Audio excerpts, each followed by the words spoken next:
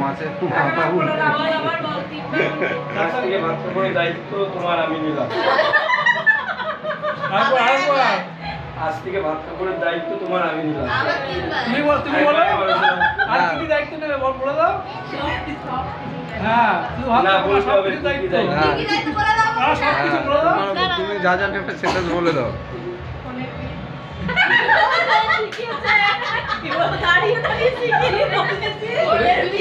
মানে মানে কি এর ফোনের বিলের দায়িত্ব তুমি নেবা তো?